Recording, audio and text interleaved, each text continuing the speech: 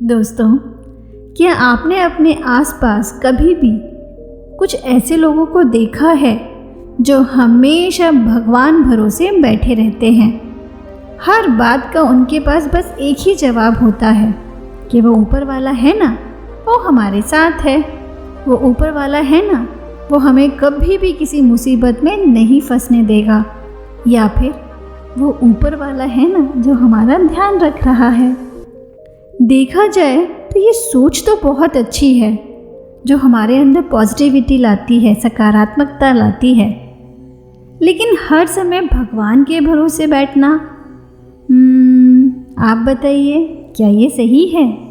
इसमें तो कोई दो राय नहीं है कि वो ऊपर वाला है, उसे हम सबकी चिंता है। लेकिन हर वक्त सिर्फ उसी के भरोसे बैठना, ये भी तो पूरी तरह सही नहीं है। नहीं समझे? तो चलिए इसी चीज़ को मैं आपके सामने एक छोटी सी कहानी के ज़रिए समझाने की कोशिश करती हूँ। एक बार एक गांव में एक पुजारी जी रहते थे। वो भगवान की बहुत सेवा, बहुत पूजा पाठ किया करते थे। वो अपनी पूजा अर्चना पूरी श्रद्धा के साथ करते थे। ना केवल भगवान की सेवा बल्कि आम जनमानस की भी वो बहुत सेवा करते थे, बहुत परोपकार वाले काम करते थे। इन पंडित जी को भगवान पर अटूट विश्वास था। उन्हें ये पूरा विश्वास था कि भगवान उनके साथ कभी कोई बुरा नहीं होने देंगे। उनकी श्रद्धा भगवान पर दिन प्रतिदिन बढ़ती जा रही थी। उसी के साथ उनका विश्वास भी कि भगवान उनके साथ कभी कुछ गलत नहीं होने देंगे, ये भी बढ़ता जा रहा था।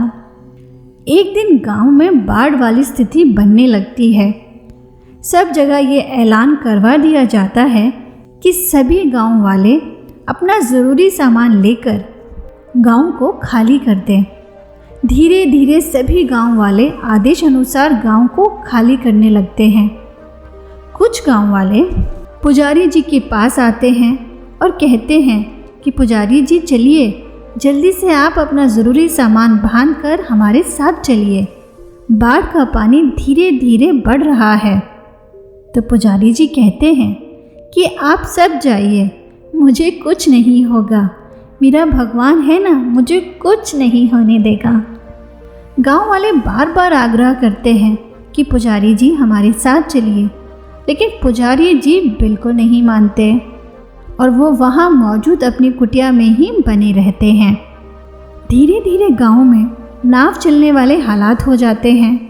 तभी वहाँ सरकार की तरफ से कुछ सुरक्षाकर्मी नाव में बैठकर ये देखने आते हैं कि कहीं गांव में कोई रह ना गया हो, कोई कहीं फंस ना गया हो, तो वो उसकी सहायता कर सके।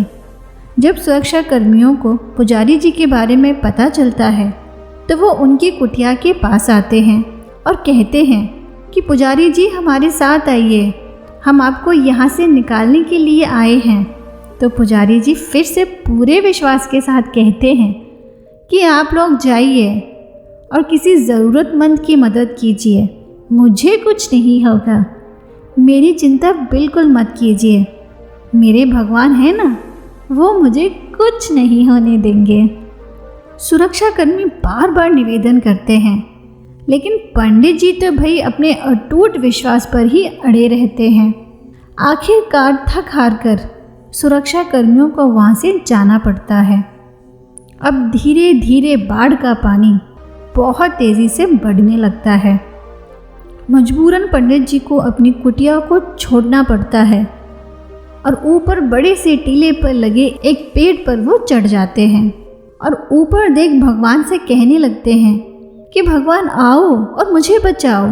तभी वहाँ ऊपर एक हेलीकॉप्टर जा रहा था। पुजारी जी को पेड़ पर देख वो उनकी तरफ आता है और रस्सी नीचे फेंकते हुए सुरक्षाकर्मी कहते हैं कि आप रस्सी को पकड़ लीजिए, हम आपको ऊपर हेलीकॉप्टर में खींच लेंगे। पुजारी जी अभी भी जिद पर अड़े थे और कहने लगते हैं कि तुम जाओ, मेरी चिंता मत करो, मुझे मेरे भगवान जी कुछ नहीं होने देंगे। हेलीकॉप्टर में मौजूद सुरक्षाकर्मी बार बार उनसे ये आग्रह करते हैं कि वो रस्सी को पकड़ लें, लेकिन पंडित जी उनकी बिल्कुल नहीं सुनते। सुरक्षाकर्मी परेशान हो जाते हैं कि ये आदमी क्यों नहीं आना चाहता है।